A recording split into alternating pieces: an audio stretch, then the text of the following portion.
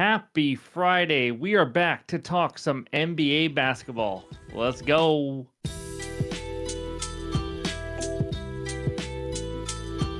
What's going on, everyone? Welcome back in to another episode for Just a Bet Outside. I am your host, Steven, and that's right, baby. We're here after a few days off with Christmas and all that. We are back to talk some NBA basketball. It's been a profitable week for us so far. We went 3-1 yesterday, but we have to recap, I think, 3 days. So we'll go over that recap in just a little bit. But quick reminders, NFL Week 17 best game bets video and trends is out now. So go check that out. The NFL Saturday best bets video will be out first half of Friday. We're working on that and getting that recorded on Friday morning. But be sure to stay tuned for that. There's 3 NFL games on Saturday. And then, like usual, our NFL player props and anytime touchdown bets video will be out late Friday night for Week 17 as the NFL is flying by. But before we get into it, any graphics you see are from an app called OUTLIER, the best player prop research tool on the market today. I use it every single day. If you guys want to try it out, click the link below. You get a 7-day free trial. So we did this in the NFL video, and we're going to do it in the NBA video. No dad joke today. We're going to play a little game with you guys. So let's see. You have to name that player. I'm going to give you guys some clues. Leave a comment below. Let me know what you guys think. So his first real name is James. He's a 3-time NBA All-Star. He's played for 2 teams. He was drafted in the 2nd round. He has 1 championship, and he is a current NBA player. You don't know him by James, but his first name is James, by the way. But in this video, we're going to recap yesterday, and then we're going to talk defenses versus the center position. Those defenses that give up the least points, rebounds, and assists to the center position. And then, of course, we'll give you our best bets and wrap it all up with the recap. So hit that like button if you haven't already. Leave a comment below to help this channel continue to grow. If you're new to the channel, welcome aboard. Hit that subscribe button as we're on our way to 35,000 subscribers. If you want to talk sports with us every day, click that Discord link below.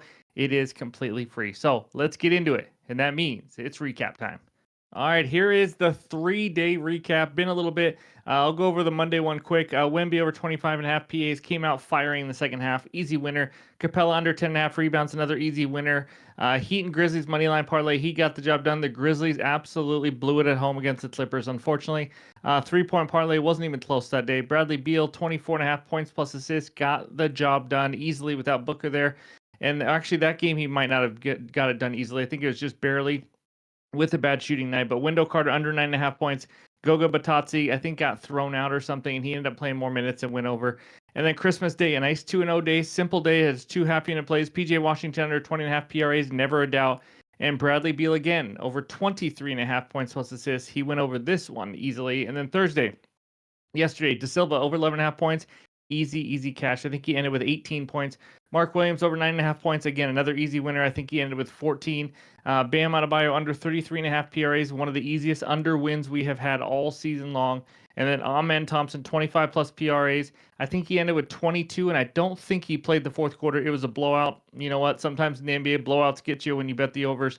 But either way, 3-1 day there. So it was a good week overall so far. Hopefully we ended strong. We are now up over 10 units. That's right, plus 10.52 units, 114 and 92 on the year. And there's the breakdown of everything. So that's the recap. And now let's talk some big men. All right, we start out with the defenses giving up the most points to the center position. As you can see, no matchups, but we still got some players and teams playing. Highlighted in green means they are playing today. We got Jokic up there like usual, 31.8 points per game, just crushing it again. Wet Bananas, 28.2. Cat, Şengün, and Porzingis are the ones playing. But obviously, take a screenshot. Hopefully, this helps you throughout the weekend as well and next week. The Wizards giving up the most points by far, 28.4 points per game. Hawks, Suns, Spurs, and Blazers in that bottom 5. So that's the points. Now let's go take a look at the rebounds.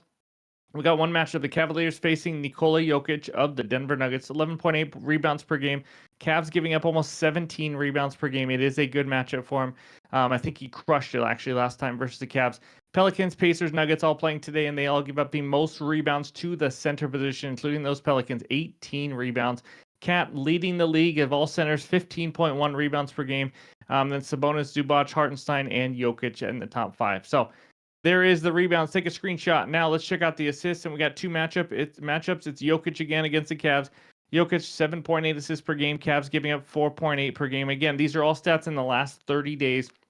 And then Brooklyn is facing What Bananas, who's averaging 4.9 assists per game, with Brooklyn giving up 4.6. So hopefully that can help you guys out with some overs. But for those that like to bet unders, let's take a look at the toughest center matchups in the last 30 days. And there it is. The fewest points per game given up to centers. The T-Wolves, Knicks, and Magic are in the top three, all playing today. Then we got the Nuggets also playing today against the Cavaliers, giving up 18.6, all the way down to the Clippers, Thunder, and Kings giving up the fewest points per game. And then fewest rebounds, Hawks, surprisingly, giving up 11.4 in the last 30 days. And then Magic 12.2, Pistons, Bulls, and Kings round out the top five. And then over there in the fewest assists per game, the Magic only giving up 1.7 assists to the center position. That's just because they're elite offensively, just overall in general. But all the way down to the Bucks giving up 4 assists per game, along with the Celtics and the Lakers. So take a screenshot. Hopefully this helps you get some winners. We do a new position every week, Monday, Tuesday, Wednesday, Thursday, Friday. I know we missed a day or two here with Christmas week, but we will kick it back with point guards on Monday as well. So that's what we got for all the big men. And now it's time for the best bets. All right, this first one takes us out to the desert where the Phoenix Suns host the Dallas Mavericks. Suns -2. Total in this one is 225.5. If you've been following any of my bets in the last two games for the Suns, you know exactly where I'm going. Give me Bradley Beal over 24.5 points plus assists, -110 on DraftKings. This is a one-unit play. This will be the third game in a row. Like I said, betting Bradley Beal, we are 2-0 so far. And in both games, we bet his over points and assists. Like you saw in the bets recap, it was over 24.5. And then it was over 23.5 for some reason on Christmas Day, or I think it was Christmas Day. It made no sense. He went over in both of them. Even the one he barely went over, he had a poor shooting night, only converted a couple assists. He should add more. But either way, I'll talk about it again. Without Booker in the lineup, which he is out again, and with Kevin Durant in the lineup, he is over this in all three games, averaging 29 PAs per game, 31, 25, and 31. And like I said, that 25 game, I think he shot 7 of 19 or something bad, and he only converted 2 assists of his 7 potential assists. So he had a rough game. He still went over, averaging 37.1 minutes per game, 19.3 field goal attempts, and 10.3 potential assists per game in the 3 games without Booker.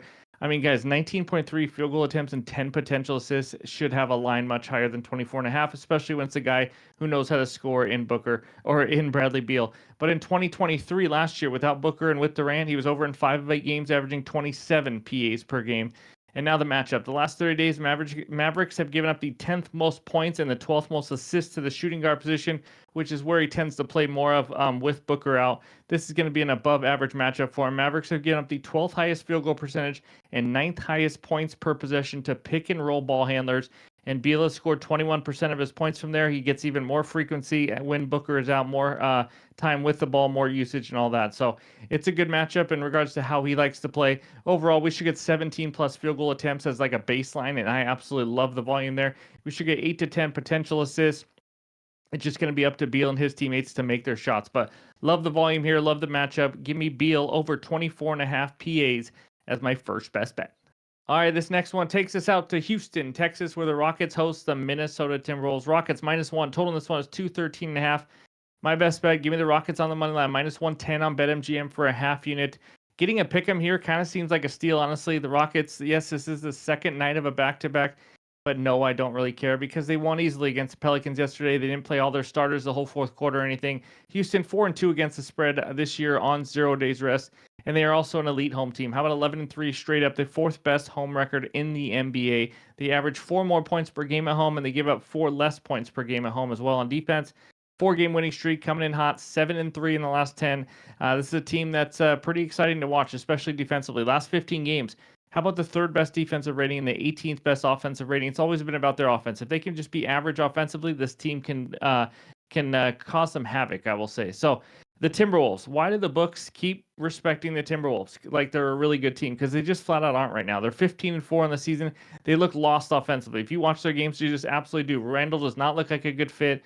I don't know if he's a good fit anywhere, to be honest, with how he likes to play. But coming off a win in Dallas, but Luka left early in the first half with an injury. So take that for what it is. Still a win. But they've lost 3 straight games before that win, including lost by 26 to the Knicks, 10 to the Warriors, and 13 to the Hawks. It just has not been pretty. The last 15 games, 5th worst offensive rating in the entire league. They've scored the 8th fewest points per game in the last 15 games. They're right there with the Rockets on defense. So we know they're a good defense. These are two of the top probably 3 or 5 defensive teams in the NBA. Injuries. Yes, it looks like Dylan Brooks and Tari Eason will be out again for this game. Maybe one of them gets ruled in. Obviously, we're doing this the night before, but I think it's well baked into the line here. And I think we're getting this great line. Obviously, it's those 2 injuries as well as the back-to-back. But again, I just think the Rockets are the better team, especially at home.